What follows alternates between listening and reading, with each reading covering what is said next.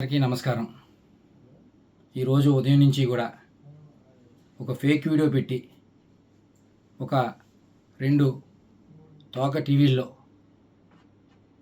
రకరకాలుగా లేనిది ఉన్నట్టుగా, ఏముందో ఏం లేదో తెలియని పరిస్థితిలో లేనిది ఉన్నట్టుగా చూపించి శిలలో పల్లలో అల్లి చూపిస్తున్న కొన్ని టీవీ ఛానల్ చూశాను. ఆ టీవీ ఛానల్ పరిస్థితి చూసి దాని గురించి మీ అందరికీ చెప్దాని ఉద్దేశంతో ఈరోజు మీ ముందుకు ఇలా వచ్చా. గత 6 నెలలుగా నాకు కొన్ని ఫేక్ కాల్స్ వస్తూ ఉన్నాయి అన్నోన్ నెంబర్ నుంచి. నేను కొన్నిసార్లు ఎత్తలేదు, ఒకసారి ఎత్తే హలో అని కానీ వెంటనే వాట్సాప్ కాల్ చేస్తాను ఫోన్ పెట్టేశారు. వాట్సాప్ కాల్ చేయడంతోనే నేను ఎత్తిన వెంటనే మీ వీడియో నా దగ్గర ఉంది, మీరు మర్యాదగా మాకు డబ్బులు ఇవ్వండి, ఇవ్వకపోతే ఆ వీడియో బయట పెడతాం అని చెప్తే, ఏం చేసుకుంటే చేసుకో, ఏ వీడియో నా దగ్గర ఏమి ఉండదు, మీ దగ్గర అది అటువంటి వీడియోలు ఏమి ఉండవు, మీరు ఏం చేసుకుంటే చేసుకోండి నేను చెప్పాను.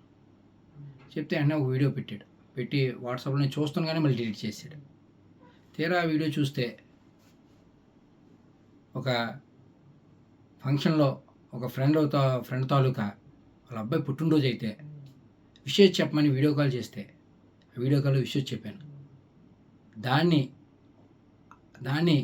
కొంచెం వీడియో కట్ చేసి దానికి ప్రైవేట్ పార్ట్లు యాడ్ చేసి ఫేక్ వీడియో తయారు చేసి నన్ను బ్లాక్మెయిల్ చేసి తద్వారా వాళ్ళు డబ్బులు గుంజుదామని ప్రయత్నం చేశారు. చాలాసార్లు ప్రయత్నం చేశారు, ఎన్నో రకాలుగా థ్రెట్ చేశారు. నేను ఎక్కడ కూడా, ఎందుకంటే నేను తప్పు చేయలేదు, నా అటువంటి వీడియో లేవు కాబట్టి నేను ధైర్యంగా మీరు ఏం చేసుకుంటారంటే చేసుకున్నాను. అలా చాలాసార్లు చేసి ఇంకా ఎటు నేను లొంగపోవడంతో ఒకసారి ఫోన్ చేసి, సరే ఏదో తప్పు జరిగిందండి, ఇంకెప్పుడు ఇటువంటి చేయం, మీరు మాకు కొంచెం హెల్ప్ చేయండి, ఇక్కడితో ఇది వదిలేస్తాం, ఏదో తప్పు రేటో చేసాం, మాకు మా వాళ్ళకి బాగాలేదు, హాస్పిటల్లో ఉన్నారని సాయం చేయమంటే డబ్బులు సాయం చేశాను. ఒకసారి పెళ్ళి అంటే సాయం చేశాను, ఒకసారి ఎవరో చనిపోయారంటే సాయం చేశాను, మానవత దృక్పథంతో చేశాను. అలాగే అది ఆసరాగా తీసుకుని వాళ్ళు మళ్ళీ నన్ను పెద్దగా డబ్బులు అడగడం మొదలెట్టారు, మళ్ళీ బ్లాక్మెయిల్ చేయడం మొదలెట్టారు. డబ్బులు ఇస్తారా, నేను వీడియో బయటమా, లేదా మీ ప్రత్యర్థులకి ఇస్తే మాకు చాలా డబ్బులు వస్తాయి అని నన్ను బ్లాక్మెయిల్ చేయడం మొదలెట్టారు. నేను ఎటువంటి నాకు సంబంధం లేనివాడిని, మీకెందుకు డబ్బులు ఇవ్వాలి, నేను డబ్బులు ఇవ్వను, మీరు ఏం చేసుకుంటారో చేసుకోండి, అవి కూడా మానవతా దృక్పథంతో మీరు అడిగారు కాబట్టి మీకు ఇచ్చా, నేను మాత్రం ఇచ్చే పరిస్థితి లేదని చెప్పడంతో, సరే అయితే మీ రాజకీయ ప్రత్యర్థులకు ఇచ్చుకుంటామని వెళ్ళిపోయారు. అలా కొన్ని రోజులు నాకు మెసేజ్లు పెట్టారు, చాలా నెల రోజుల వరకు పెట్టారు. సుమారుగా 6 నెలలు నాకు నరకం చూపించారు, చాలా రకాలుగా వేధించారు, ఎన్నో రకాలుగా ఇబ్బంది పెట్టారు. తర్వాత నేను ఎప్పుడైతే ఏమన్నానో మీ ప్రత్యర్థులకి ఇస్తామని అన్నట్టుగానే ఆ వీడియో పట్టుకెళ్ళి ప్రత్యర్థులకి ఇచ్చారు, మా రాజకీయ ప్రత్యర్థులకి. ఆ ప్రత్యర్థులందరూ కూడా సోషల్ మీడియాలో రకరకాలుగా ఆ ఫేక్ వీడియోని, ఏదైతే డీప్ ఎడిటెడ్ ఫేక్ వీడియో, ఆ ఫేక్ వీడియోని అందరూ వైరల్ చేయడం, కొన్ని టీవీ ఛానల్లో అదే దానికి చెలలో పల్లలో అల్లించి చూపించడం, ఇటువంటి పరిస్థితులు ఇవాళ చూసాం.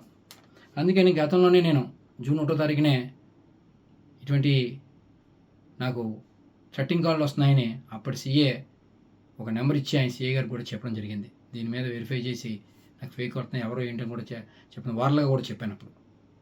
తర్వాత తదనంతరం ఈ మధ్యకాలంలో బాగా నన్ను వేధించడం మొదలెడితే అప్పుడు వెంటనే నేను మన ఎస్పీ గారికి, ఏఎస్పీ గారికి చెప్పడం జరిగింది. రిటర్న్గా పోలీస్ స్టేషన్లో కూడా కంప్లైంట్ ఇచ్చాను. దానికి సంబంధించిన అన్ని డాక్యుమెంట్లు ఇమ్మన్నారు. ఈ 6 నెలల్లో మాకు వాళ్ళకి జరిగిన ట్రాన్సాక్షన్ ప్రతిదీ కూడా అన్నీ కూడా పోలీసు వాళ్ళకి సమర్పించాను.